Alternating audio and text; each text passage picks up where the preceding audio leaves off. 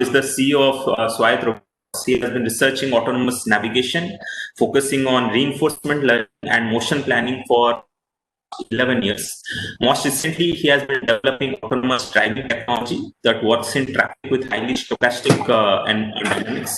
His secondary research focus is on enabling autonomous vehicles to perceive their environment using only off-the-shelf cameras. So Sanjeev holds a BTech in electrical engineering from IIT Ropar in 2011 and attended University of Alberta from 2012 to 14 for his MSc in computing science, where his advisor was Professor Richard S. Sutton. From September 2011 to April, he was a research assistant to Professor Zvi Stiller. Excuse me if I am not able to pronounce this name correctly. At Ariel University in Israel. They developed motion planning algorithms to enable robots to navigate at high speeds in cluttered environments. So, without any further ado, let's welcome Mr. Sharma to give a talk on his research. Thank you so much, Dr. Ashish Sahani, for inviting me to this talk and for the introduction. So, hello everyone. I'm Sanjeev. I'm the founder of IIT Ropar.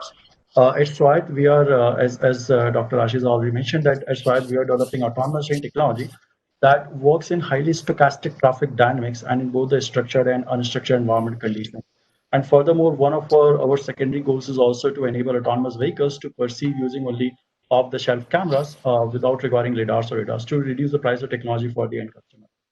So this talk is an introduction to reinforcement learning with examples of real-world applications and highlights of some of our research in RL for motion planning and decision making under uncertainty, and also to solve and also various control problem highlights again in the context of autonomous driving to enable autonomous driving in stochastic traffic.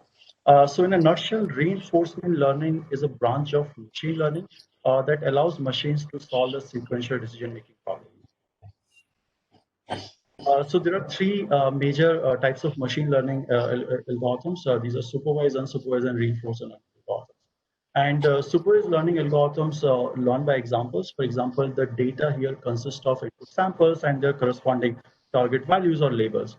And the goal of the goal of the learning system is to compute a function that maps the input samples to their desired outcome or the target labels. In unsupervised learning, so unsupervised learning concerns mostly with finding the hidden underlying structure in the data. And also, for example, one of the goals of for example, unsupervised learning in the context of computer vision or image classification or segmentation is to be able to compute such labels automatically determine the number of labels, as well as to simultaneously learn a function to compute them and assign those labels to the input samples or pixels or whatever the problem that we are solving. So the data here just consists of samples with no outcome, no target values or no labels. Then there is reinforcement learning where the learning actually happens via interaction of what we call an RL agent with its environment. So this is a learning by experience via trial and error. And the data here consists of trajectories of the experience of the interaction of the agent with its environment. So the goal in reinforcement learning is to be able to learn a policy that allows an RL agent to make decisions, to take actions that are sequentially optimal. So it's a branch of a machine learning or mathematics that allows machines to be able to learn to solve the sequential decision making problems. So here's a classical example of what supervised learning is in both classical supervised learning, classical and deep supervised learning. So assume that we have an input image where the goal is to classify, let's suppose, every pixel in this image in road and environment pixels. So a typical machine learning algorithm will proceed with classifying each of the pixels independently, where perhaps we'll select a small region around each pixel. So this patch is centered on the pixel, and perhaps we have ground truth labels for many such patches. And then instead of directly feeding these patches to a machine learning system, a feature is constructed, a nonlinear feature representation is constructed on top of these patches. And then these feature vectors are fed to a machine learning algorithm, which then learns to map the feature vectors to the labels, road, and environment. And when a new image comes, again, we repeat the same process. We select each of the pixels, maybe select a patch around that pixel, construct a feature representation on top of that patch, feed it to the machine learning algorithm, which will then be able to classify it as road or non-road based on the learned functional mapping that is learned from the training data. In deep learning, on the other hand, this entire block of feature engineering and learning this function mapping is replaced by a deep neural network. In deep learning, again, we can again, sort of divide the image into patches, and we can feed each patch at a time to a deep learning system, but that would be very inefficient approach. So in deep learning, we can directly feed this entire image to a network, and the network would be able to build a representation that is appropriate to solve the problem, perhaps a classification problem. So it would automatically build this, this complex representation that is really good at solving such problems. At the same time, it will also learn the mapping function. So this entire block of feature construction, sorry.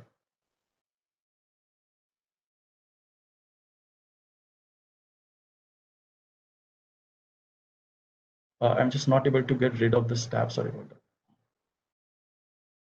Sure. So in deep learning, this entire block of feature engineering and this function map learning is replaced by deep neural network. If we talk about unsupervised learning, then again, the same thing applies over here. We have an input image, and again, let's assume that the goal is to segment this image into various regions. But the challenge here is that we don't have the number of labels or the type of labels that should be assigned to each of the pixel. So the goal of an unsupervised learning system would be to learn the number of labels as well as learn a functional mapping to assign those labels to each of the pixels in an image. And here again, we again follow the same standard procedure. Maybe we'll build a patch around each of the pixels. We'll construct a nonlinear feature representation on top of those patches. Those patches will be fed to the system, and the system will decide what the label should be, and then compute those labels for each of the patches centered on the pixel. In deep unsupervised learning, on the other hand, we can directly feed the input image to a deep neural network. And in an ideal scenario, this system would be able to learn the number of labels as well as assign those labels to each of the pixels in an image. But usually this is not so ideal in practice. Usually the end, there's a number of labels or the number of segments is usually a hyperparameter. For example, consider the classical clustering algorithms in machine learning. So in any clustering algorithm, we eventually have to provide the number of labels or the number of clusters or the number of segments if we are using those algorithms for image segmentation tasks.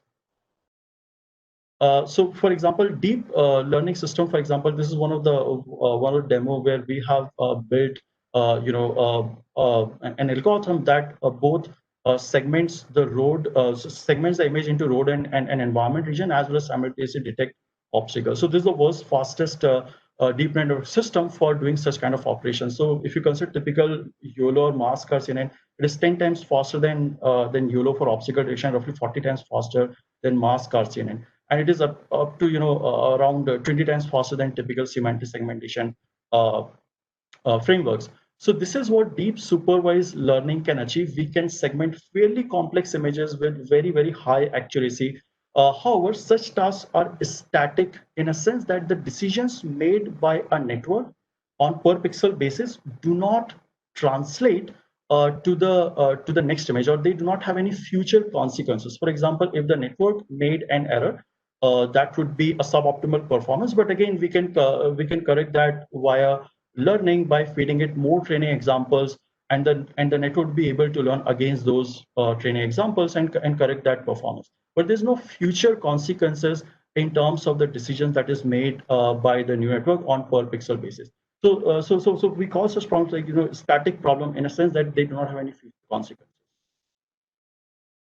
Reinforcement learning, on the other hand, is a branch of mathematics that allows machines to learn to solve the sequential decision-making problems. That is a kind of problems where the actions taken or the decisions made have both the immediate as well as the future consequences. And the goal of the goal of such a system would be to learn to make to learn to make decisions that are sequentially optimal, as opposed to other machine learning paradigms where the learning system optimizes its performance against a fixed target or a static error function on per pixel basis. So in reinforcement learning, we try to we actually so reinforcement is a branch of basically ML or mathematics that facilitates this sequential decision making problem. Like it allows machines to learn to solve the sequential decision making problems, which are both the immediate as well as the future consequences. So as opposed to in other machine learning paradigms, the learning happens via natural interaction of an RL agent with its environment. And these interactions provide the agent with feedbacks or reward signals which help shape the behavior policy of an agent. So a policy is simply a function that governs the behavior of an agent in an environment. So using these reward signals or these reinforcements or feedbacks, the reinforcement learning algorithms try to learn or optimize the policy for the RL agent. So this is what an agent environment interaction model looks like. So in reinforcement learning settings, we have an agent and we have an environment. So the agent continuously interacts with this environment. So at each time step, agent observes the state of the environment, which is represented by ST. So agent observes the state of the environment or finds itself in a state ST. In that state, using its policy, which maps states to actions, it selects a particular action at a particular time step t denoted by AT. When this action is executed, it results into a transition in the it makes a transition to a next state. It changes something in the environment, and that is why the agent has a new observation of the state of the environment. So agent finds itself in a new state ST plus 1.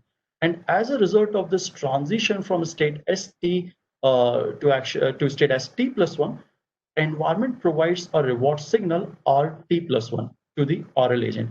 And then the process continues. Again, in state ST plus 1, agent will again query its policy to select action AT plus 1 and get a reward signal RT plus 2. And the process repeats. So in a nutshell, at every time step, agent is in some state. In that state, it takes certain action using its policy. The execution of that action results agent transitioning to a new state, ST plus 1. And that transitioning provides a feedback to the RL agent, which we call the reward signal, which is noted by RT plus 1. And the reinforcement learning algorithms uses this reward signal to optimize or to improve the policy of the RL agent so that it can capture more and more higher rewards or returns from the environment. So we will define like what are the components of an RL agent, like what is learned in the reinforcement learning process. So agent has three components: of policy, through which it acts in an environment. So formally, policy is a mapping from states to actions. A policy can be stochastic, a policy can be deterministic. If a policy is deterministic, then the mapping from states to action would be deterministic. If the policy is stochastic, then the mapping, then the policy will map a state action pair to a value between 0 and 1, which is the probability of taking a particular action in a particular state. And policy governs the behavior of an RL agent in an environment. Then we have a value function. So value function is always a function of a policy. In a nutshell, what value function tells us is that it stores the value of either the state or the state action pair. So in a nutshell, a value function or a value of a state S tells us how good it is to be in that particular state, given that we are following a policy pi. Similarly, the state action value function for a state action pair S and A tells us how good it is to be for an RL agent to be in a state and take action A, and thereafter follow the policy pi for action selection. So value functions are measure of goodness of the state or state action pairs. The third component of the RL agent is the model. So a model tells the RL agent how the environment or the world behaves. So typically a world model would incorporate a reward function that will tell the agent how the rewards are generated in the environment. And it will also incorporate the transition dynamics as to, for example, if an agent takes a action A in state S, what's the probability of transitioning to next possible state? So this transitioning model will sort of provide the probability distribution over the next states resulting from taking an action AT in state ST. So this is what a world model encodes. And if the agent has a world model, then it can use that model to look ahead into the future, to look into the future consequences of the action that it is taking. And depending on the RL algorithm that we are using, for example, there are different kinds of RL algorithms. These algorithms either learn a policy, or they learn a value function, or they learn a combination of those. They can also learn simultaneously model as well. There are both model-based and model-free RL algorithms, which we'll be discussing later in this slide.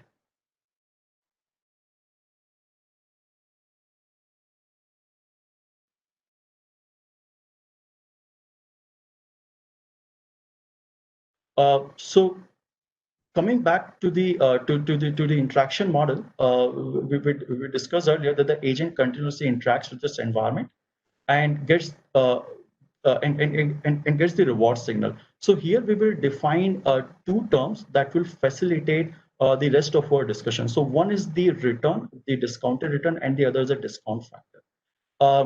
So using these reward signals, the RL algorithms try to optimize the RL agent's policy.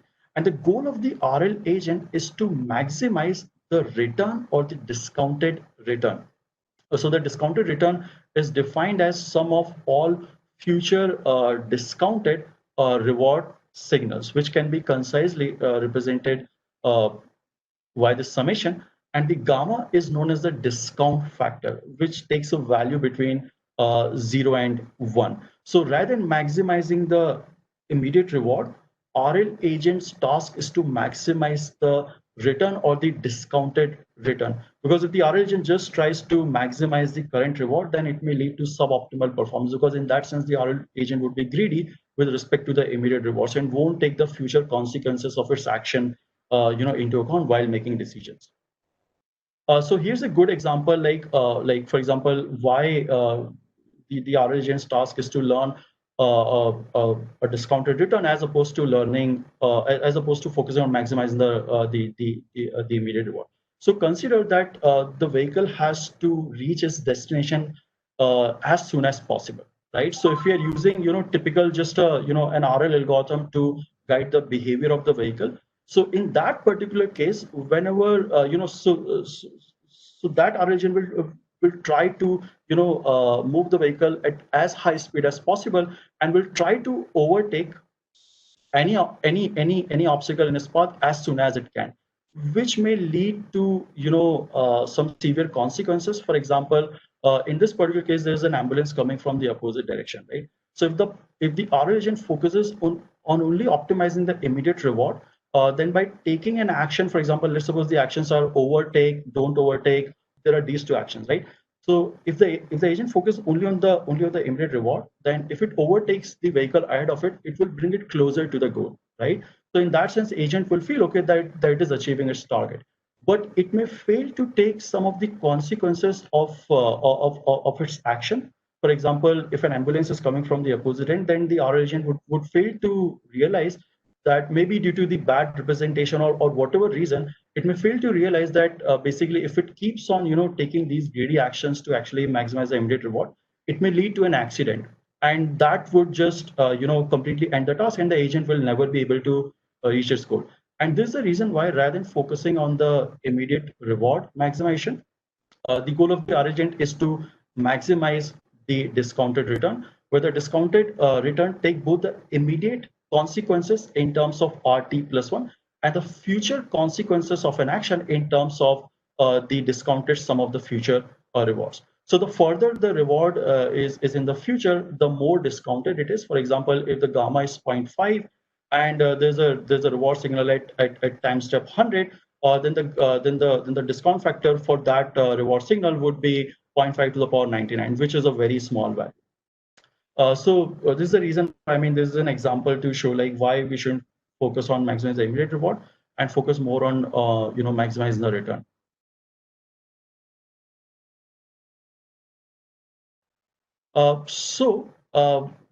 Before we begin our discussion of the algorithms, of the typical reinforcement learning algorithms, I just like to highlight the real world, like for example, in real world, ideally we would want to learn an optimal policy. That is a policy that, given a state, selects a sequence of actions that maximize the discounted return from that state. And in reinforcement learning, the RL algorithms try to learn this optimal policy. But in real world, typically we end up learning near optimal policy, which happens to be good enough for the practical applications.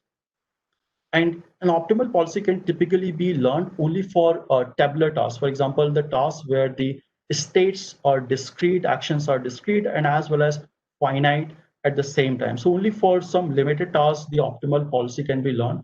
For most of the real world continuous robotics or autonomous driving tasks, it's very hard to even define what an optimal behavior should be, let alone learn a policy for a particular task. Furthermore, although it may look like that reinforcement learning is a totally, unsupervised in a sense that there is no reward, that there is no, label in terms of, data labeling that we have to do in supervised learning. But eventually the reward signal actually acts as a supervisor that decides what policies are good and what policies are bad. And this supervisor is often designed by a human, right? So it's a human that designs a reward function for a particular reinforcement learning task. And for most of the applications, it is very hard to comprehend as to what the reward function should look like. And due to these difficulties, I mean, it's often, we end up learning only the suboptimal policies. And again, even if we are able to learn the optimal policy, it's again going to be with respect to the reward function, which is again constructed by a human agent. So for simpler tasks, this may work, but for most of the complex real world robotics or autonomous driving tasks, it may not work in practice. So furthermore, if we talk in the context of autonomous driving, for most of the autonomous driving tasks, if we use reinforcement learning over there, we measure the goodness or the optimality of a policy by evaluating it against a human demonstrated sample or against a human demonstrated trajectory, whether either qualitatively or quantitatively, wherever it is feasible to actually compare the results quantitatively. For example, one of the very good examples of this is the overtaking problem, learning to overtake on typical two-lane roads in India. So this is a problem that I've been investigating for past 2.5 years now. So assume, for example, in foreign countries, I mean, the traffic laws are very structured. I mean, people are following traffic laws, the other obstacles and vehicles are following the traffic. Whereas in India, there's a lot of chaos on road, right? But still, Indian drivers are very good at overtaking on typical two-lane roads when there is a traffic coming from the opposite end. So when the opposite side traffic is active. Although you may argue that whether it is practical or not, but one thing is for sure that the problem is really, really complex. If you are able to develop the solutions and solve this problem, then the ideas and the solutions that are developed for solving such a complex problems, they can be used for solving many other similar problems of similar complexity, which may have a very immediate business use case. And furthermore, our goal in autonomous driving is to actually develop a technology that can deal with any kind of traffic and environmental scenario. And that's why this problem of overtaking on typical two-lane roads makes more sense to us as well. So in typical two-lane roads, the challenge is like, how do you design a reward function? For example, if you are talking about the recent successes of deep RL frameworks, like in the game of Go, in the game of chess, in playing Atari games, the reward function can still be engineered. For example, you can assign a reward of 1 if you play a game and win it, and you may assign a reward of -1 if you lose a game. But in tasks like overtaking, how do you design a reward function? If you think, okay, that I will just design a reward function that will give +1 reward if the overtaking is successful, and will give a reward of -1 if the overtaking is aborted.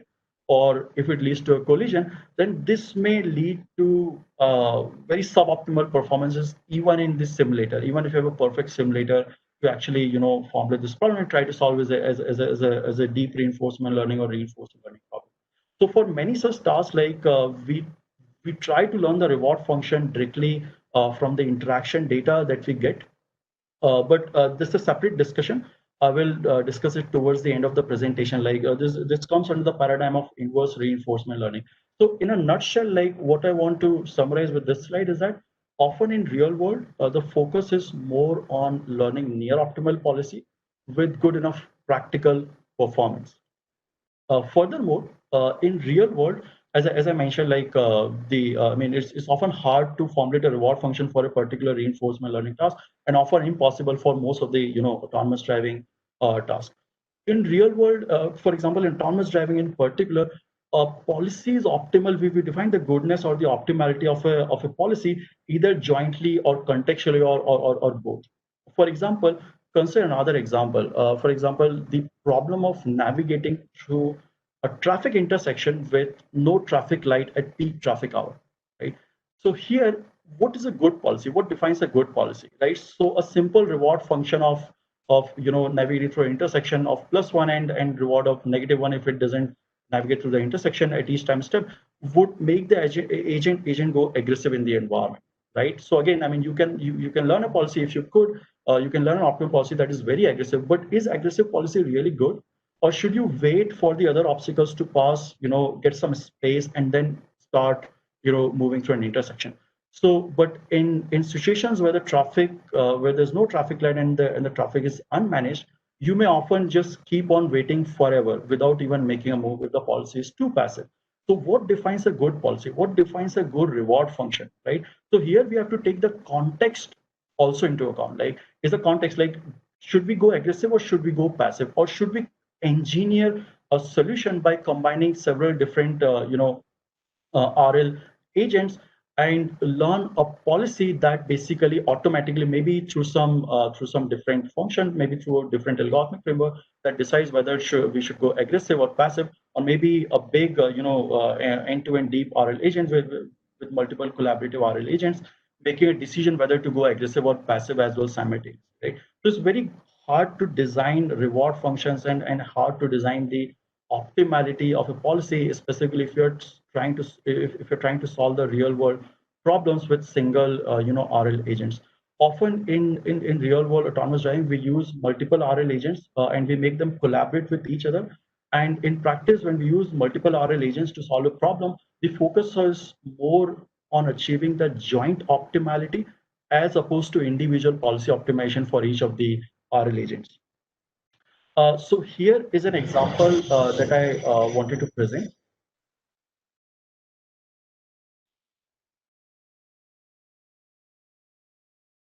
So in this example, the vehicle is navigating through this environment, and the goal of the vehicle is to avoid any static or dynamic obstacle that may come in its path. And there's a motion planning and control framework that is using 5 different RL agents. So one of the RL agents is deep RL agent, and the other 4 RL agents are classical shallow RL agents. So these RL agents are collaborating with each other to decide, what the motion planner should do. So typical, for example, motion planners use the world representation to compute a trajectory for a vehicle. So they may be able to take the dynamics of other vehicles or obstacles into account and plan a safe trajectory. But usually the motion planners are not suited for the decision-making problems that have future consequences. So RL system is naturally suited for making decisions where the decisions have future consequences. Okay, I'm not able to pause this. So okay, I'll just like make it static. So basically, in this towards the end of the towards the end of this navigation task, suddenly a bike appears in front of our vehicle, right? So this was an unplanned scenario, and now, for example, if we had used a single RL agent, so you have to consider that this vehicle is navigating using only 2 cameras that are mounted on the front bumper. This vehicle has no lidar and no radar. for computing various environment parameters. On top of that, the vehicle is navigating through a very tight region. So towards the end, a bike suddenly appears, and if the and the task ahead of the RL agents is to decide whether they should tell the motion control framework to apply the brakes or let the vehicle navigate through this intersection. Through that region. So interestingly, the RL agents jointly decided not to apply brakes and let the vehicle pass. So when the vehicle passes the two bikes, there's just 15-centimeter gaps on either side. Now assume if we had used a single RL agent to actually control the to actually govern the motion control behavior of the vehicle. So in that single RL agent, based on my experience, I'm pretty sure that the RL agent would have commanded the motion control and trajectory planning framework to apply the brakes or to significantly slow down, right? But in a collaborative fashion, and perhaps we would have thought that that policy is optimal, because we see, okay, that the environment is fairly, the environment is tight. I mean, there is the biker can take some stochastic actions. It may directly come in the power of the vehicle. So it would make sense for the R agent to command the vehicle to stop, right? And we would have thought that that is an optimal behavior, right? But by using collaborative multiple RL agents, again, the question is, okay, is it possible to navigate through such regions without stopping? Because we as humans in India do this on a regular basis, almost every day. We drive our vehicle through very tight regions with moving traffic, right? So the question here is, can a collaborative RL agent allow a vehicle to pass through such tight regions in where the other obstacles are dynamic, and keep the vehicle, and the environment safe as well at the same time? So if we had used a single RL agent, probably would have never, found, okay, that this kind of behavior is even possible, that we could allow a vehicle to navigate through such a tight environment. But by using multiple collaborative R agents, we were able to not just make this happen, but we actually found, okay, that there is a better behavior. Which which may result into overall better autonomous driving abilities, and can deal with situations where a single RL agent may not have been able to deal with. So this is why the slide is a bit philosophical in a sense, basically, that I mentioned that basically the optimality of the goodness depends on the contextually, on the context, as well as in the, for example, if we are using multiple collaborative agents, then the focus is on joint optimality. So again, like, we didn't try to optimize each of the RL agents in a sense that we didn't focus on the individual policy optimization, but we focused during training on the individual, on the collaborative optimization of the decision making process. So those RL agents were computing several different parameters in the environment that eventually allow vehicle environment to remain safe. And collaboratively, they were able to allow a vehicle to pass through such a region.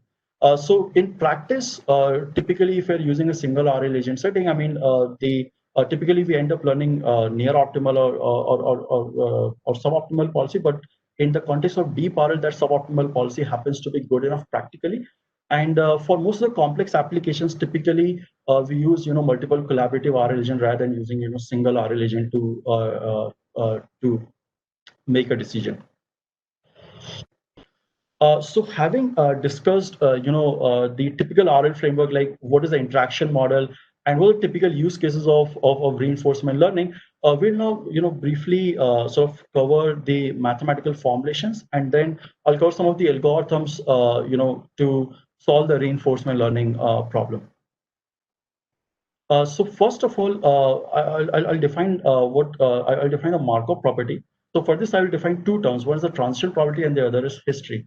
So the transition probability, denoted as P S prime given S comma A, is a probability of an agent transitioning to a state S prime, given that it takes action A in a state S. So it is denoted by P of S prime given S comma A. And the history is basically a set of a sequence of observations and the actions that the agent took until it arrived in state ST and took action AT. So this is the history. It's a sequence of observation from the beginning until the state ST and up to the action 80% that was taken by the origin.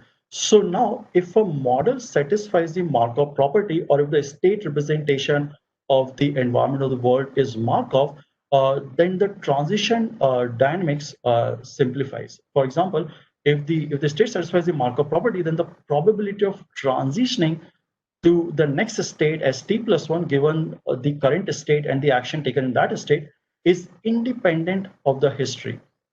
So if the world or the state representation satisfies the Markov property, what essentially it means is that the RL agent can base its decisions only on the current state. So what matters is the current state observation, and now and not how that observation was arrived at. So it doesn't matter how you arrived at state. All that matters is what state you are in, and this significantly simplifies the decision making process, because the RL agent doesn't have to worry about the history as to how it arrived in a particular state. It can just base his decisions on the current state, and history need not be kept for any of the decision making purposes. So if a world or the state representation satisfies the Markov property, uh, then the then the task basically becomes a MDP, or a Markov decision process. Sometimes even the non-Markovian even the non-Markovian RL tasks are formulated as a MDP. So MDP in a nutshell is basically a set of all states, a set of all actions, the transition probabilities, P S prime given S comma A. Later in the talk I've also used this representation P as a function of S prime to mean the same thing, and similarly there's a reward function and a discount factor.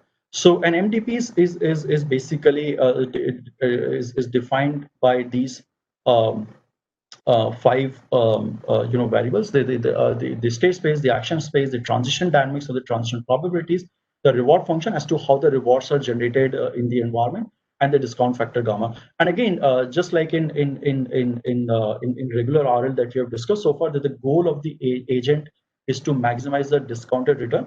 Here also, the goal of the RL agent is again take actions and maximize the discounted return. So now, to facilitate our further discussion, I will formally define the policy and the value function for a policy under an MDP. So a policy can both be stochastic as well as deterministic. So a policy in a nutshell just maps states to actions. So if the policy is a deterministic policy, then it will deterministically map the states to actions. If the policy is stochastic, we'll represent it as pi of s comma a, then basically it provides us the probability of taking action A in a state S. So this is a distinction between the stochastic and the deterministic policy. Similarly, we can now define the value function. Recall earlier that we discussed the value function is a function of a policy. So the value function for a policy pi under an MDP is defined as, so there are two different kinds of value functions. One is a state value function that stores the state values, and the other is a state action value function that stores the state action values. So the value function for a state S under a policy pi is the expected value of the discounted return given the state S when all the actions in state S and all the subsequent when the action state S and all the subsequent actions are followed by the policy pi. And again, here we can use the definition of the discounted return to write the state value function again as the expected value of the discounted return, given that the current state ST is state S, and the actions the action state S and all the subsequent actions are governed by the policy pi. Similarly, state action value function is defined as the expected discounted return from that state, given that we take action A in state S, but all these subsequent actions are followed by policy pi. So again, we're using the definition of return, we can simplify it as Q the value of the state action pair under a policy pi is the expected return following state S, given that we take action A in a state S, but subsequently we follow policy pi to take all the further actions. So this is the formal definition of the state value function and the state action value function. So having defined this, I'll just define two more equations, the Bellman equations.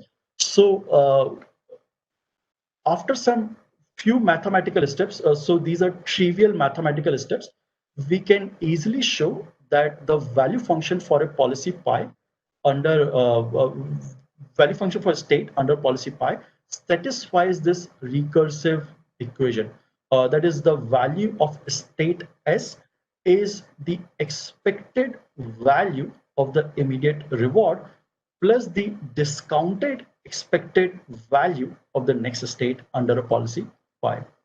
Similarly, we can define the, we can again using some trivial mathematical steps, maybe 4 or 5 trivial mathematical steps, we can easily show that the state action value function satisfies this equation, where what this equation essentially means is that the state action, the value of the state action pair under policy pi is the expected immediate reward that is obtained by following action A in a state S, plus the discounted expected value of the next state, right? So these equations are known as the Bellman equations. Likewise, there are Bellman optimality equations as well, but we don't need it for the discussion. When it matters, I will present the Bellman optimality equation as well. So these are the Bellman equations for the value functions, for the state value function and the state action value function under a policy, under an MDP for a policy pi. So having learned what a policy is, what value functions are, what transition probabilities are, and what reward functions are, one of the natural questions to ask is that, is there a method that, given the perfect world information, for example, if you perfectly know the transition dynamics, if you perfectly know the reward function, if you perfectly and also the states and the actions are discrete, as well as the states and action sets are finite, are there methods that can allow us to learn the value function and policy? So the answer is yes. There are some class of methods known as dynamic programming methods that actually use this perfect information to actually learn the value function for a policy pi, and these are iterative methods. So basically, they learn. They start with a random policy. For example, where there are two methods. One is the policy iteration, and the other is the value iteration. So given the perfect world model, there's a transition probabilities and the reward function. And if the states and actions are discrete, then we use the dynamic programming methods to compute the policies and the value function for a given reinforcement learning task. So this is a brief summary of policy iteration. So since these algorithms are very limited in scope, since there are very strong assumptions, I have not gone into the detailed mathematics of these algorithms. So just like, but for the sake of simplifying our future discussion, I'll just sort of briefly summarize what policy iteration and value iteration is. So policy iteration has two components: the policy evaluation step and the policy improvement step. So the policy iteration algorithm starts with a random policy. So the evaluation step uses the Bellman equation that we have described over here to actually iteratively compute the value function for this policy. So once this value function is computed for this policy in the evaluation step, the next step is to improve the policy using the learned value function. And the way it happens is that the policy is set to be a greedy policy with respect to the state action value function. That is, the policy is deterministically set to take actions that lead to the maximum state action value. And this process iterates. So we have a policy pi one, then we evaluate in the evaluation step, we again compute the new value function, and then we improve the policy. And iteratively, the policy iteration can be shown to converge to the optimal policy and the optimal value function.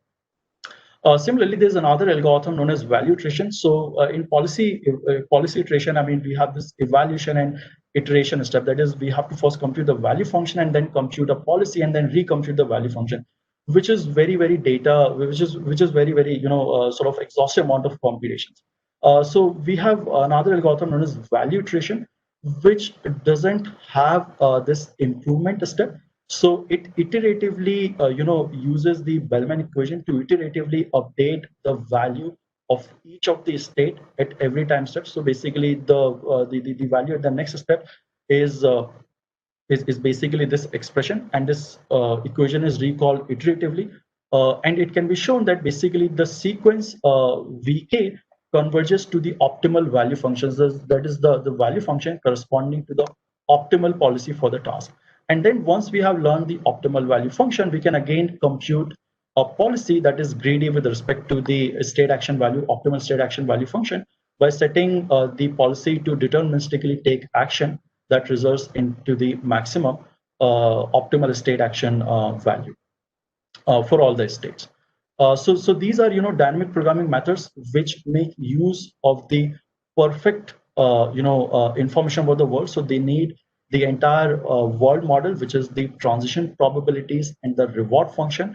And also there's a significant assumption that the states and actions are finite, and the states and action sets, the states and actions are discrete, and the states and action sets are finite. So due to these assumptions, these dynamic programming methods are very limited in scope, and such methods work only for tabular toy world problems. I mean, for example, the grid world problem that you typically see in reinforcement learning book.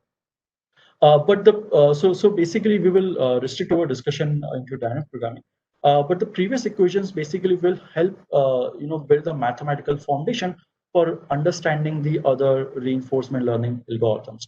So once we understand the shortcomings of the dynamic programming methods that require the perfect world information, we can appreciate the other methods that actually don't require such information.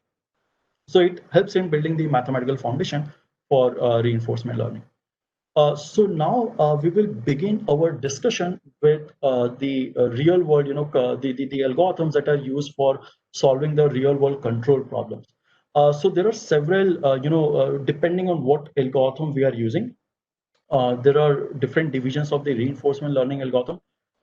Broadly, we can categorize the reinforcement learning algorithms into two categories: the model-based methods and the model-free methods.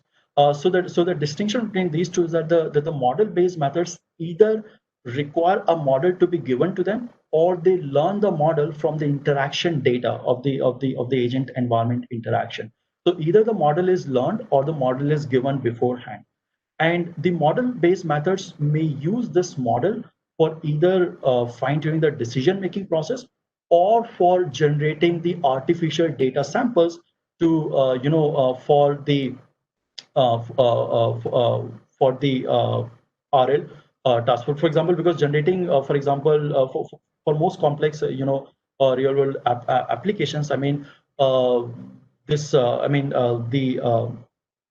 usually, I mean, we require a simulator, right, to generate the amount of data that is required to train the reinforcement learning method. So if we are short on data, then model-based methods can actually use the model to generate the artificial data to facilitate the policy or the value function learning. But there are other problems associated with this artificial data, which we'll be covering in the later slides. The second approach is the model-free approach. So unlike model-based methods, model-free methods do not require a model to be given beforehand, and they also do not try to learn any model from any data whatsoever. So these are the algorithms that directly try to learn the control policy either explicitly or implicitly via value function. So they will either learn a control policy or learn a value function and learn a policy from this value function. Furthermore, there are three other divisions of the RL algorithms. So these are value-based methods, actor-critic methods, and policy-grade methods. So the value-based methods are the ones that focus on learning the value functions. Is either state value function or the state action value function. Mostly it is the state action value function.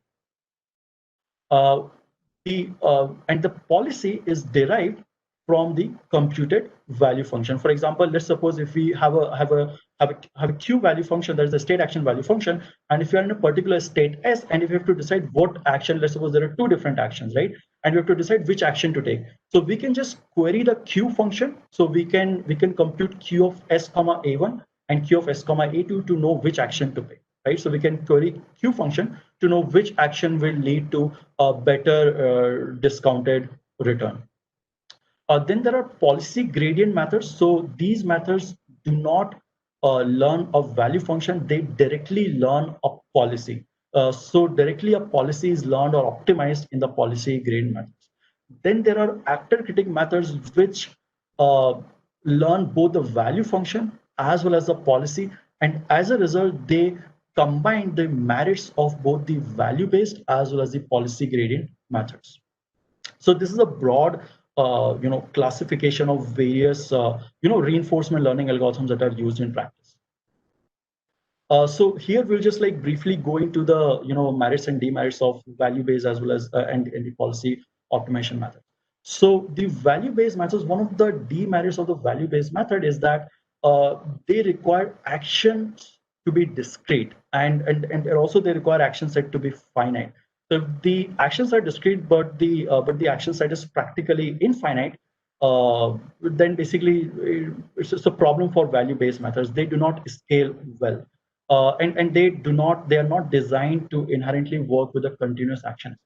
And most of the real-world robotic and autonomous driving control tasks are continuous in nature. For example, the actions are continuous. For example, let's suppose if the goal is to learn the steering control end-to-end from the raw sensory data, then if we are using value-based methods, then we have to discretize the steering position. And then the next question is, okay, what level of discretization should we use? Should we use 1 degree discretization? Should we use 2 degree? Should we use 3 degree to actually discretize the steering position? So this is a problem with value-based methods, and that's why they are limited in scope. But nonetheless, they are heavily used in practice for control applications, where the actions are discrete and the action set is small. Policy gradient methods are inherently designed to work with the continuous actions. So they don't suffer from the same problem that value-based methods suffer from. And that is why they are better suited for real-world control applications where the actions are continuous. And to give you an example, for example, if any of you have worked in robotics, and if any of you happen to work in motion planning and motion control and trajectory tracking, then you know that once the trajectory is planned for a robotic system, if the robot is navigating at low speed, we can come up with trajectory tracking algorithm that can track the trajectory fairly well. But the problem becomes severe when the robot or the vehicle is navigating at very high speed. So currently we are working on designing end-to-end deep reinforcement learning against based on policy gradient approaches. So the deep policy gradient methods to actually learn both the hyperparameters as well as learn the controllers end-to-end for the purpose of trajectory tracking at very high speed. So this is a real world, significance of policy gradient methods. Then there are actor critic methods I mentioned earlier. They combine the merits of both the value-based methods as well as the policy gradient methods. And one of the advantages of actor critic methods is that they naturally scale. They are naturally designed for the continuous action space. So although the value-based methods are not designed for the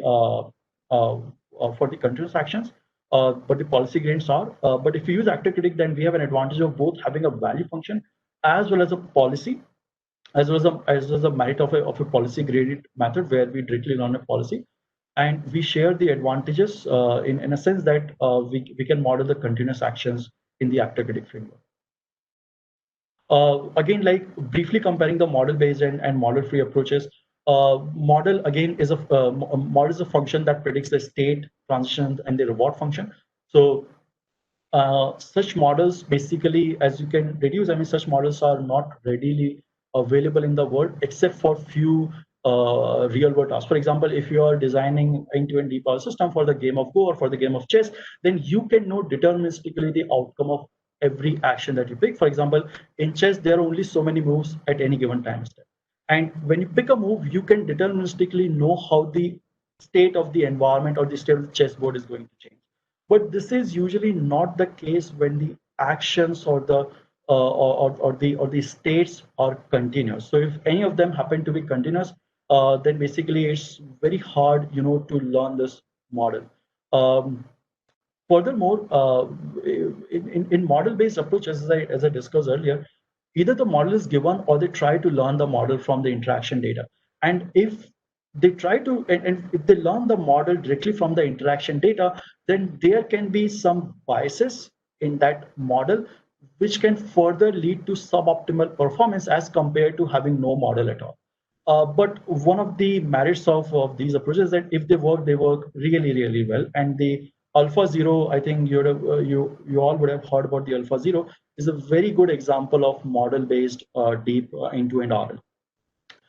For most of the real world control application, specifically in the context of robotics or autonomous driving, we focus more on the model-free methods, although we can use model-based methods. We are investigating that, but the scope is very, very limited because there are so many limitations of, it can only be used. I mean, you have to discretize a state, you have to discretize the actions to be able to use the typical model-based approaches, specifically when the problem is as complex as one of the tasks of autonomous driving.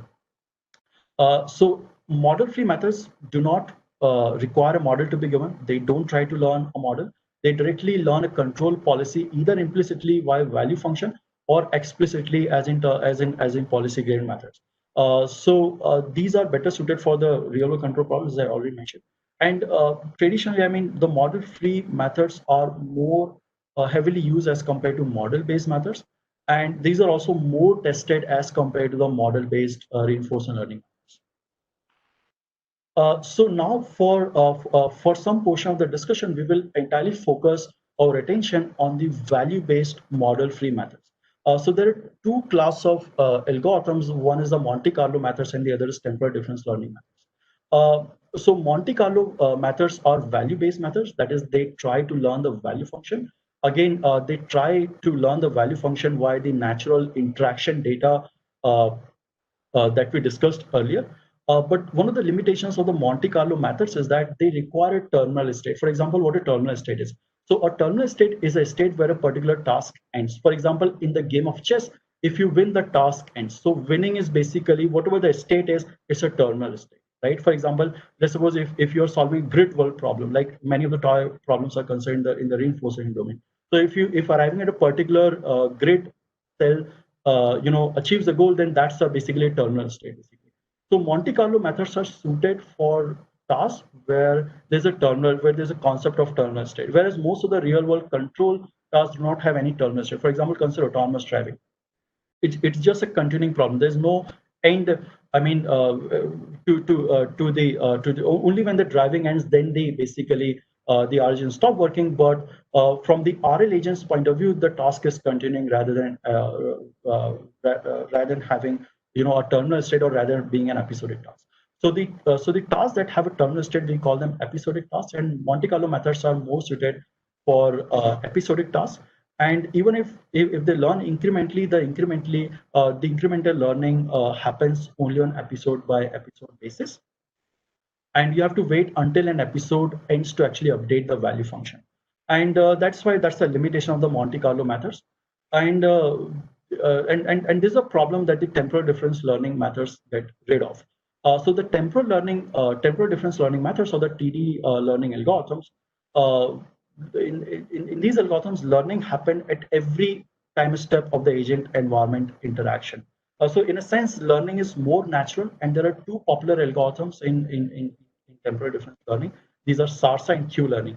So Sarsa is on policy and Q-learning is off policy. What on policy means is that it will learn a value function for a policy that is being used to collect the data.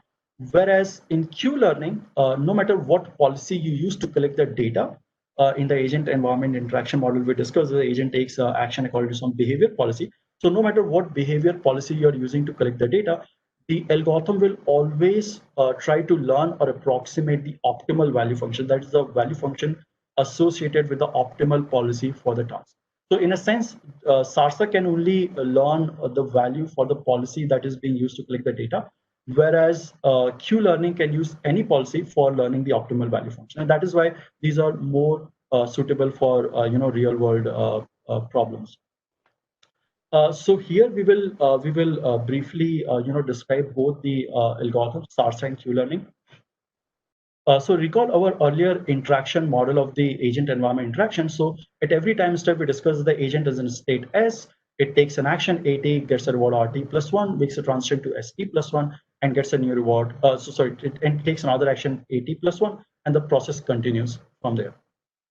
So the SARSA exactly uses the current state, the current action, the reward signal that we obtain as a result of taking action A in state S.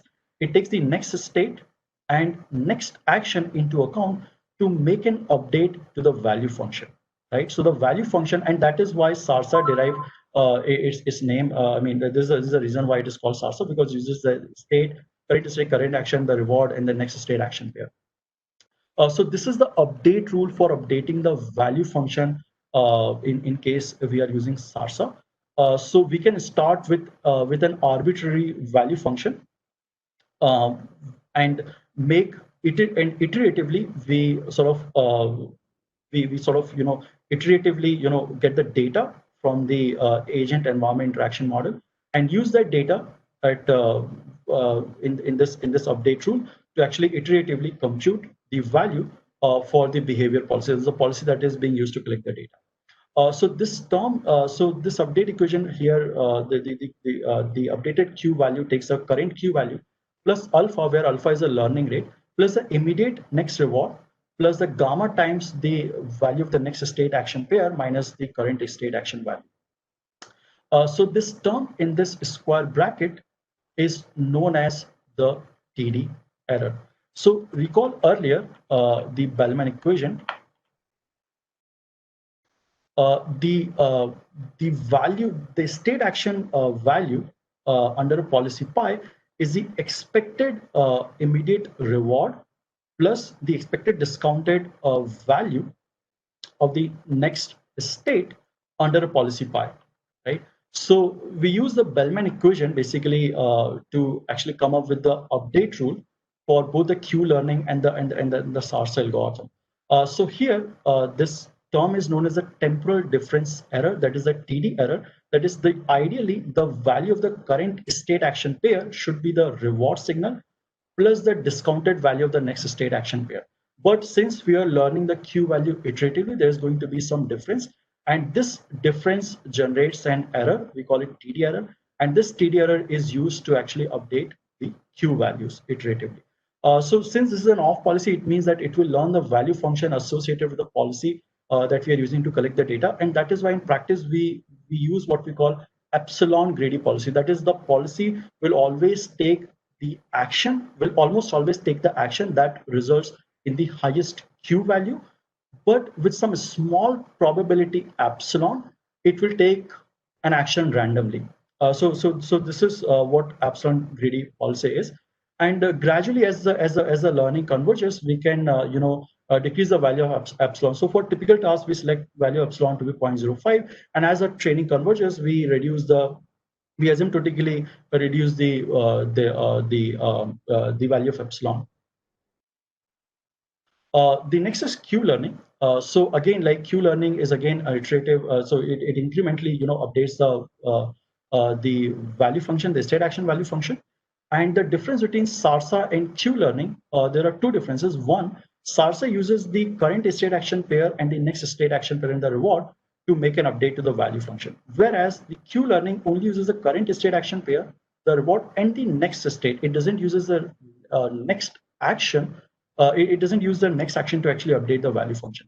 So also here we use the discounted value of the next state action pair, whereas here we use the discounted value of the best next state action pair, right? So the max over here selects the value among all the action. It picks a value of a state action pair that results in the highest Q value. So the TD error. So again, this term in bracket is called the TD error. And again, here the target for the optimal policy, the value of the state action pair should have been the reward plus the discounted value of the next state action, next best state action pair. But since we are computing this iteratively, there's going to be some difference, and this difference generates a TD error. We call it delta T, and this is used to actually iteratively update the Q value. So this is exactly, for example, if you were to implement Sarsa or Q-learning in your computer, this is the only update equation that you will have to actually implement in your computer to be able to learn a value function, where alpha is a learning rate. Just like in machine learning, there's a learning rate. For example, in gradient descent, similarly here, the alpha is a learning rate. And there are various heuristics to select the value of alpha. Again, the Q-learning is off policy because of this max operation over here. So basically, it learns it approximates the optimal state action value function that corresponds to the optimal policy for the task. And it is one of the most important classical reinforcement learning algorithm. Most of the deep RL methods are based on Q-learning. So basically, in the interest of time, I will just I'll not go through all the equations. I'll just we just have 20 more minutes left. So in the interest of time, I'll just briefly summarize the difference between Q learning and the double Q learning. So basically, you notice that basically here there is if you observe the TD error, then it's RT plus 1 plus gamma times max over A Q of ST plus 1 comma sorry, here it should have been A. There's a small typo. It should have been A over here. So basically, if you look at the TD error over here, there's an immediate next reward plus gamma times the best next state action value. So this is a target for Q learning, and there's a TD error. So if we look at this term, we can expand it, and this term can be rewritten as Q of ST plus 1 plus R max over A of Q ST plus 1 comma A, right? So in a sense, this is using the same Q. So remember that the agent is iteratively learning, the RL algorithm is iteratively learning the value function. And then it is using the same value function to both evaluate as well as to select an action. So this creates a problem known as the overestimation bias. So it is more likely to select the overestimated values and less likely to select the underestimated values, and that creates a bias. So this is a problem that is being resolved by an algorithm known as double Q learning. So in double Q learning, rather than having a single Q estimate, we maintain two different action value functions, Q1 and Q2. For Q1, we use Q2 for evaluation and Q1 for action selection. And for Q2, we use Q1 for evaluation and Q2 for action selection. In practice, we actually at each step we randomly pick one of those and we update one of those. And why this algorithm, why this double Q learning is important is that the deep variant of double Q learning, which is DDQN, outperformed in all the Atari games the deep variant of Q learning, which is the DQN. So that is why I wanted to mention this algorithm. Otherwise, this algorithm serves no other purpose. So until now, with this slide, I will summarize the classical RL and focus attention to the deep RL only. So observe that in all our discussion, in all our equations, wherever we have used equations, we have indexed the Q values directly with the states and actions. And this is feasible only when the states and actions are discrete, or when the states and actions are finite. So for example, if the states and actions are discrete but practically infinite, it would be very hard to store such a table in your computer memory, right? So also, if the states are continuous, then we cannot use this kind of indexing, right? So this is where for the continuous, so remember that the value function based methods cannot work with continuous actions. They can only work with continuous states. So in case where the states are continuous, it would be it would be impossible to to use that indexing, and to even if it discretize, it would be practically infinite states, and it would be very hard to store such a table in a computer memory. So for such problems, we use linear approximation of the value function.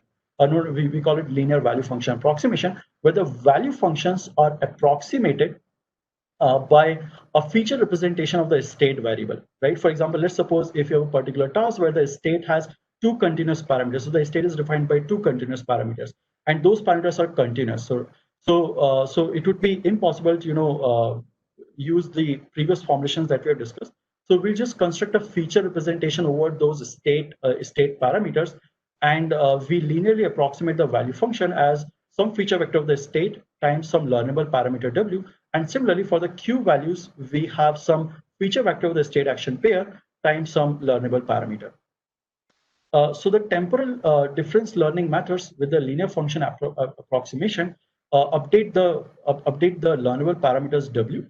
So the update equation looks something like this: that the Wt plus 1 takes the value Wt plus alpha times some correction times phi, the feature vector of state action pair, where the correction term is a TD error. So we can use the standard definition of TD error for Q-learning and Sarsa, and we get the update equations for the Q-learning as well as the Sarsa. So here again, we have used a standard definition of the Q function over here, and here also we have used a standard definition of the Q function from the linear value function approximation. So I will skip. So I wanted to summarize the application of classical RL approaches, but in the interest of time, I will just skip this slide for now. So I'll just focus on this slide. For example, if you observe, if you have seen our demo, for example, there are several demos on our website. You notice that in 2017, our staging was, in all the demos, our staging was very jerky, whereas in 2018, all our demos, the staging was very smooth. And basically, the mechanical disturbance was because we were using a very old vehicle. There's a significant lag. For example, if you rotate the steering, the tire will be rotated after some time. So there are several mechanical issues. And also we have, retrofitted with a custom designed electromechanical system, which is not of industrial grade. So this resulted in significant, disturbance in the steering. So this is where I use classical, RL Q-learning to be specific.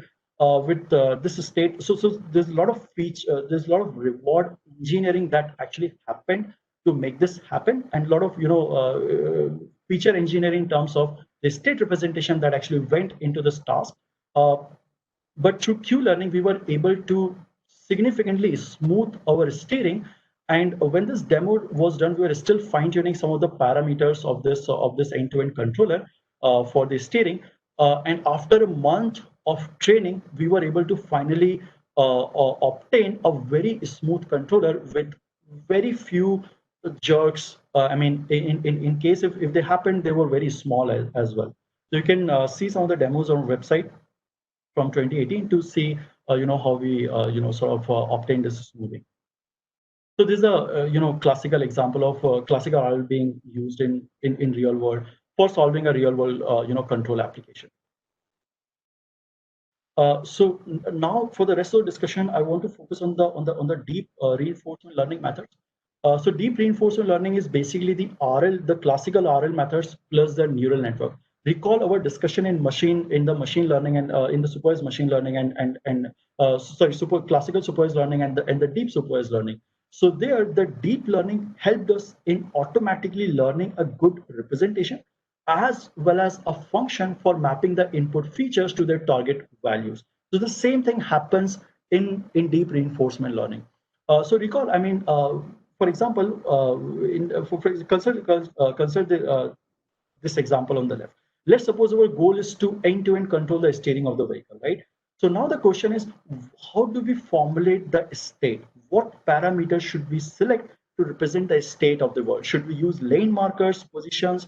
If we use them, then to what extent, up to what depth should we use them? Should we use the road boundary information? Should we discretize them? Should we use the velocity information of other vehicles? Should we take the ego motion into account and represent that as a big state vector? And then on top of that, since all these parameters are continuous, we'll have to eventually use value function approximation. So again, we'll have to construct another feature function on top of the state parameters. So there's a lot of engineering that happens, and there's a reason why classical RL methods do not scale well for the real world control applications, because it is very hard to engineer a good state, a good set of state parameters that capture the complexity of the world dynamics. And the linear value function and the linear value function approximation on top requires us to design a feature function, and furthermore, the dependency over there is linear. For example, in linear value function approximation, the value function is linear in terms of the learnable parameter. So this further, adds to the difficulty in capturing the complex dynamics of the world. So this is the problem that deep RL methods mitigate. So in a nutshell, this is classical RL, where we have an input image, we will extract some state parameters, and then we will construct a feature representation, then we'll learn a policy and then from that policy or value will select an action. In deep reinforcement learning, we can directly feed the raw sensory data to a deep RL system, and it would be able to both construct inherently as a part of the parameters of a neural network, construct a good representation that captures the complexity of the dynamics of the world, as well as learn the value function or the policy again as a part of the parameters of a deep neural network. So this is what, in a nutshell, deep reinforcement learning is. It is classical RL algorithms plus a big neural network in the middle. So one of the examples of deep reinforcement learning is the DQN method, which is a deep variant of Q-learning known as deep Q networks. So the advantage of DQN is that it can learn from the raw sensory data from a robotic system or from an environment or from an autonomous driving vehicles, sensor. So this raw sensory data, for example, we can feed the raw images, raw lidar scan, raw radar scan to the deep RL system, and it would be able to automatically construct, a good state representation as well as, a good, a good representation that captures the world's dynamics, as well as inherently learn the Q values. So this is something that is impossible to be accomplished from classical RL methods. For example, one of the problems that I've been investigating over past 1 year is what I call off-shift policy. That is, for example, if you're driving a vehicle on a tight road, and the road is narrow, that it cannot accompany two vehicles at the same time, right? For example, in case a truck comes to a picture, then you have to go off roads. So the question here is, at what point do you shift off roads? If you shift, how much do you shift? And if you really make a shift, what are the commands additionally that you generate for a motion planner so that it can generate a trajectory for the high level decisions that are made by an RL agent? So these are some of the questions that are really hard to answer from a classical RL point of view. Why? Because, for example, in classical RL, we again would run into same problem, like what state parameter should we use? Should we use lane markers, road boundaries? Should we use bounding boxes, or should we use mask of the obstacles? Should we compute the velocity of other vehicles and the ego motion of the vehicle and store that state representation and build a feature function on top of that? So this is a very hard, problem statement. I mean, to construct such a representation that would be able to comprehend the complexity of the world dynamics, it's almost impossible to engineer such a representation.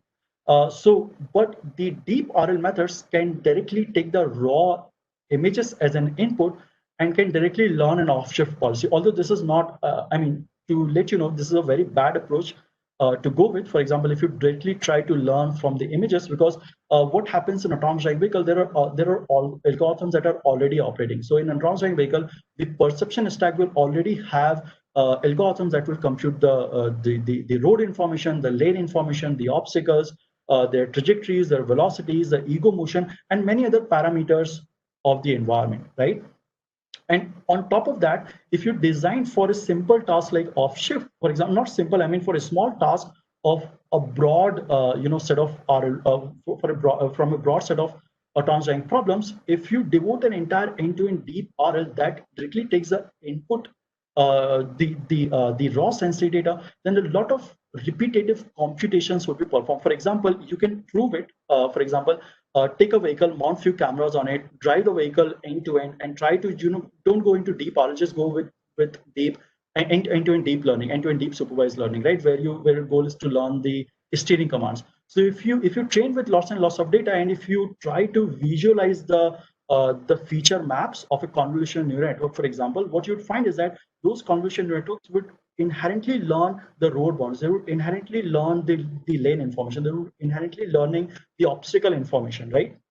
They may not be explicitly be able to represent the boundaries as it is, but there are several feature maps that will be learning many of these parameters, and a combination of that combined with a fully connected layer will help you in controlling the end-to-end steering of a vehicle and design an autonomous vehicle as well. So you see, I mean, if we go with the end-to-end deep RL approach where we learn directly from the raw pixels, there will be a lot of repetitive and waste of computation. Furthermore, there will be other RL tasks as well. For example, offshoot is one policy, overtaking is one policy.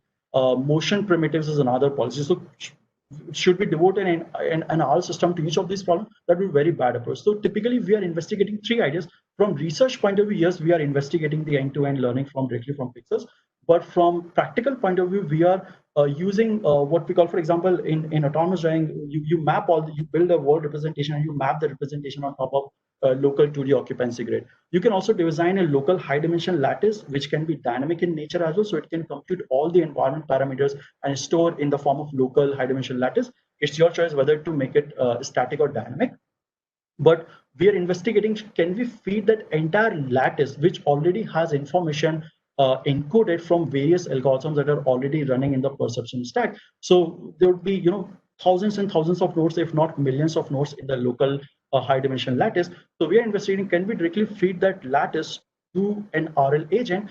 And in a sense, it would be getting much more structured information and won't be doing the repetitive computation, and that would be a waste of computation sort of as it is. So there are some real world challenges as well when you try to solve every problem directly from the pixels.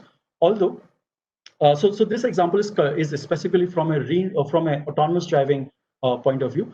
There have been tremendous successful applications. So I will come back to these equations. I mean, again, like, these equations are simple, but in the interest of time I will have to skip this equation. So these are the equations of DQN. Again, like, for example, we use the Bellman optimality equation to actually compute the target in Q-learning, and for example, recall that this was the TD error in Q-learning, and this is actually the loss function that we use in DQN. So basically, the ideas, the regular ideas from the Q-learning actually directly translate to the DQN. And these equations, show the equivalence. The only thing that changes is a neural network that actually approximates the Q value and learn end-to-end representation as a result. So I'll just skip these equations. In practice, I'll just mention. In Q-learning, we use the same Q value for evaluation and action selection. In DQN, since we are using a deep neural network, if we go with a single network, then the target for the current network would be non-stationary, because there is a lot of fluctuation that would be happening if we use the same network over here. So what happens in practice is that we maintain two different networks. One network we denote by Q theta minus, where theta minus are parameters of one of the networks and theta is a parameter of another network. So once in a while, the theta minus are updated less often. So once in a while, we just copy the theta into the theta minus parameter. So this helps add stationarity in terms of the target for the Q for the deep neural network. Or target for the estimate of the state action value function. So this adds stability in the training, and there have been tremendous successful examples of DQN and double DQN in practice. For example, the Atari games by DeepMind. They learned directly the control policy from the raw pixels of these games. So these images were fed to the deep RL system as raw input, and the RL agent, the DQN and the DQN learned a control policy directly from the raw images, and they outperformed any human benchmark that existed. And why earlier I mentioned that, basically I mentioned double Q-learning for purpose. So the reason for earlier stating, mentioning about double Q-learning is the fact that double DQN, a variant of deep variant of double Q-learning, outperformed the DQN or deep variant of Q-learning in all the Atari games, and basically double DQN works better in practice as compared to DQN. So this is an example of deep reinforcement learning, the value-based method applied directly to learn a value function directly from the raw sensory data. So so during inference, you supply this image again, and the neural network will provide the Q value of all the possible actions. So if there are n possible action, you have n possible Q values, and then you select an action that has a maximum Q value. So again, just like in typical value-based methods, which are not designed inherently to deal with the continuous actions, similar is the case in the deep Q methods. which are again value-based methods, and that is why they cannot model the continuous actions, and that's why their scope is limited when we talk about the real-world control problems, especially in the context of robotics or autonomous driving. So again, if we briefly discuss this problem, so consider again that off-shift policy task, where our goal is to decide how much to shift, when to shift, and how to shift, and if we shift, should we generate some motion commands, some high-level motion commands for the inherent motion planner or the inherent motion control framework. So, for example, if we try to solve it with regular DQN or double DQN, then we'll have to ask certain questions. Okay, there would be yes or no type of questions. I mean, there would be the amount of shift will have to be discretized, and that will add to the suboptimality to a task that requires very high precision. For example, if you're navigating at low speed, this is fine, but the moment the vehicle attains higher and higher speeds, this discretization can create some severe consequences, right? And then basically, like, what new guidelines to be generated by the deep system for the inherent motion planner that will compute the trajectory for the high-level motion commands. So this is a very tough problem, to solve with regular deep Q methods, and this is where we make use of the deep policy gradient based methods, which directly work with continuous action. So we won't have to discretize the action space over there. We won't have to discretize the amount of shift. We can also end-to-end learn the velocity, I mean decrement. We can either state it as a quotient that should be increased or decreased, or we can directly learn a continuous value for the velocities when we are making a shift. So these are the some of the questions that we are currently investigating as a part of our research to solve this off-shift policy problem.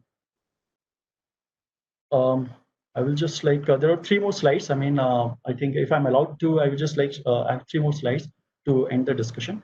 So as I mentioned, I mean, I'll just briefly summarize the deep policy gradient methods. So as we know that deep Q methods suffer from the suffer when we have continuous actions, or when the number of actions is practically infinite. So in those cases, we make use of policy gradients, which are inherently designed for the continuous actions. And basically, this is what there's a difference between policy and the value-based methods. So in value-based methods, we learn a value function, and then we learn a policy from that value function. In policy gradient methods, we directly learn or optimize or compute a policy instead of learning this middle value function. And basically, this is inherently designed to deal with the continuous actions. And although the classical policy gradients have some convergence issues, and they cannot deal with the level of complexity that is present in the real-world control applications, but the deep variants of the policy gradients, they work well for the real-world control problems, because of the deep neural network that can comprehend the complexity of the world in which the RL agent is operating. So this is what, in a nutshell, deep policy gradient methods look like. So again, just like in traditional RL interaction model, basically at each time step given a state, we select an action, or we take the highest probable action if the policy is stochastic. We select the most probable action if the policy is stochastic. We then observe a reward signal, and basically using that reward signal, we update the parameters of a deep neural network, just like it happens in DQN. The same is the case in deep policy gradient methods. And here's a representation, a crude representation of what a typical end-to-end deep policy gradient method would look like. So we have an observations from the environment. We have a big neural network that directly learns a good representation that can comprehend the complexity of the dynamics of the world, as well as directly learn a policy as a part of the parameters of the deep neural network. So the deep neural networks directly encode a policy, and the network can directly output the actions, as well as can output the probabilities of actions to take, depending on whether we are using a stochastic policy or deterministic policy. So here's one famous algorithm, deep deterministic policy gradient. It's an instance of actor-critic method. For example, it's a bridge between the DQN and the policy gradient. For example, the DQN cannot inherently work with continuous actions, whereas a deep deterministic policy gradient can work with continuous action. It has an advantage of both the value based and the policy gradient based methods. So since it's an activity framework, it both learns a policy in an end-to-end fashion. So since it's a deep RL method, it learns a policy end-to-end via neural network. Furthermore, it has two parts: the actor and critic. So the critic is a value function, and the actor is the policy. And typically, the critic is again represented by a neural network, and the critic learns the value function of that deterministic policy. So unlike DQN, it's able to handle the continuous action space, and essentially DDPG can be thought of as as an extension of DQN for continuous actions. So this ends the talk on reinforcement learning. I mean, there are several, due to the time constraint and due to this being an introductory talk, I couldn't, in depth discuss, some of the examples that I presented earlier. They were inverse reinforcement learning example. And to discuss inverse reinforcement learning, first we'll have to cover the significant amount of mathematics to appreciate any of the IRL algorithms. So this is the reason why I couldn't cover the inverse reinforcement learning. Similarly, I couldn't do a justification to the mathematics behind the policy gradient methods, because again, the mathematics of policy gradient methods is too complex as compared to the value-based methods. And in this introductory presentation, it was not possible to discuss all those things. There are several deep RL algorithms which are not covered. For example, we did make use of deep reinforced algorithm in solving one of the real world problems. So I mentioned that our motion control framework had 5 RL agents. So one of the RL agent actually used deep reinforced algorithm actually to train. So I couldn't cover that as well. I couldn't highlight some of our IRL research that is targeted towards solving the level 4 and level 5 autonomy. Even the examples that I presented, the off policy or the off-shift policy, this is a kind of a task that cannot be learned with forward RL methods. I mean, there's no way you can learn with forward RL method unless you are working in a toy world like deep traffic. For example, if you're using a deep traffic simulator, which is a toy simulator, you can still do it, but for real world application, it is too difficult to use a forward RL approaches to learn such a control policy. Earlier, I also mentioned that it's very hard to design or engineer a reward function. So essentially, to summarize in one line statement, inverse reinforcement learning methods, they actually learn the reward function via the data. So usually, I mean, again, very crude essentially, basically, they learn from human demonstration. So there are human demonstrated trajectories actually, which we use to actually, learn the reward signals. And then basically we use, several of the algorithms in IRL and deep IRL framework to actually compute a policy for that, for the learned reward signal, and perhaps improve upon as well. I couldn't also cover the meta learning, the semi-MDPs, and the abstraction methods. And interested readers can actually, independently look into these topics and can go deeper into any other topics that I've covered as a part of this presentation. Thank you. Yeah. So thank you, Mr. Sanjeev. This was a very comprehensive talk. I didn't realize that you would be covering so much of maths as well. I thought it would be just but yeah, it was great. So people got some idea probably that how much math can be involved in when you start thinking about deeper levels or advanced algorithms in reinforcement learning. I think the reinforcement learning is a complete 1 semester course, actually even 2 semester course here. I think Dr. Shashi Shekhar Jha is here in this participant list. He is taking one course right now, in one of my students is attending this course. So yeah, so if others have any questions, then we can take questions for 10 more minutes. Yeah, hi Shashi. So you can take questions for 10 more minutes, and after that we can close. Yeah. Yeah, I have one question. Yes. Sure. So yeah, great talk. I enjoyed your talk. Actually, a lot of content even I'm going to use the way you have described. It was nice. So thank you for that. So what I want to ask is, what are some of the successes of your autonomous driving experience that you have seen in India, in Indian roads or some of the Indian setups? Sure. So currently, if we talk about our autonomous driving technology, so we have arrived at a point where we have the capacity in terms of algorithms to enable high-speed navigation. Our technology can deal with very tight spaces, not just tight spaces, but tight stochastic spaces, right? With other agents, other obstacles in the environments being dynamic.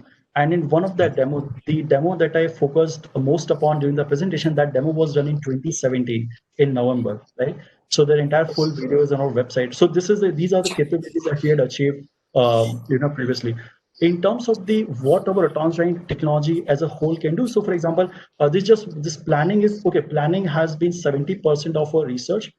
Perception is roughly 25% of our research, and then the rest of our research is focused on combining our perception and planning abilities to actually come up with a novel autonomous driving paradigm which doesn't make use of what we call high fidelity maps. So, for example, in traditional autonomous driving, before an autonomous driving vehicle can navigate in an environment, the entire map has to be built, and that's a huge hindrance to scaling up autonomous driving. And this is one problem. So I started my research when I was a second year undergrad at IIT Ropar, and my focus was to learn, design motion planning algorithms that can deal with unknown environment scenarios, right? And since 2014, I'd been investigating very seriously this problem of autonomous driving without high fidelity maps. So currently, we have, in terms of algorithmic capacity, we are one of the 3-4 companies in the world who have attained this capacity to be able to perform autonomous driving without high fidelity maps. In fact, one of the portions of this talk I'm presenting at NVIDIA, basically a small talk at NVIDIA, where I present the perception component of this research to enable autonomous driving without high fidelity maps. We have already done demo on highway. Earlier, we dealt with a lot of mechanical issues in our vehicles. So most of those issues were either resolved by using some of the optimization techniques or using reinforcement learning techniques. And some of the glimpses of that I have shared in this talk as well, like how we are able to use the classical RL to get rid of some of the problems. So can we say one follow-up question? Can we just say that if we take very structured areas, like our IIT campuses, or you have these army and military campuses, in those kind of very structured areas, the technology is ready to be deployed. Yes. So basically, so you also have to consider that we are a startup, and we have been a bootstrap startup for the most portion of our startup life. And so, from proof of concept point of view, yes, our technology is ready. There would be scale up that we have to run. For example, when you design, let's say, perception algorithms for a POC, you may train it with few million images, maybe 1.5, 2 million images. But when you deploy in a commercial capacity, that few million will become few tens of millions, right? So these are, some of the contractual. So what we are essentially working on. So our goal is pretty straightforward. We want to design the technology that, number one, is able to deal with the level of stochasticity that is present in the Indian traffic dynamics. Once you solve this problem, you can take the technology and deploy it in North America, Europe, or any other environment for that matter. For example, one of the very special use case of our technology is the exact campus driving that you mentioned, and also the industrial autonomous robots. That is one of the very specific use case of our technology, and we are actually working on that to actually deploy it in a commercial capacity. Okay, thank you. Yeah, so Sanjeev, means I used to do a lot of robotics earlier when I was in my undergrad. That time we used to use these and just standard image processing. That time even I think RL nobody was talking about. But I was thinking about like if we think from digital electronics perspective, like you are from electrical engineering background, like as I see RL is something which you can talk as if like sequential circuits versus combinational circuits. As a combination sequential circuit, you have this memory which feeds back, and then yeah, probably the training is already done in that circuit, but something of that sort, right? Sure. Yeah. Sure. And some people here. Yeah, some people here have asked that what are some good materials would you suggest? I think Professor Sutton's, who is probably the guide of Mr. Sanjeev, is the most well-known name in reinforcement learning. If some other material Sanjeev can So suggest. his book is the primer for reinforcement learning. For example, if you want to study reinforcement learning, that book is is going to be a very essential ingredient. It will bring you to a point where you would be ready to read and understand the modern reinforcement learning papers. But again, that's a statement to make. You'd also need, significant background in machine learning to be able to comprehend the mathematics that is used in typical modern reinforcement learning publications. But that book, if you have a good machine learning knowledge, you can start focusing on that book, and it will bring you to a level where to gain more to gain more knowledge, you just have to read the research papers. So that book is a very good one. Other than that, I think there are some free lectures from Sergey Levin as well as David Silver from DeepMind, actually, which are tremendously helpful as well. And can you talk about DeepIgen? You have another startup, DeepIgen Yes, also? so DeepIgen is actually our deep education startup, right? For example, let's suppose if you, if you want to gain the knowledge that is only taught at one of the top 10 graduate programs in the world, right? Let's suppose you want to study machine learning, you want to study computer vision, right? So DeepIgen is a platform that actually provides that level of education. So we have three different category of courses: category 1 and category 2. So category 1 courses can be thought of as a full semester or 2 semester graduate school courses. And category 2 courses have sufficient theory, but they're focused more towards the practical application. So our goal with DeepIgen is to actually provide very deep cutting edge education, but with price that is 1/5 of the price that you would pay in a graduate school. And our goal is to bring that price to 1/20 to 1/10 range 2.5 years from now. So that's DeepIgen. Okay. Questions?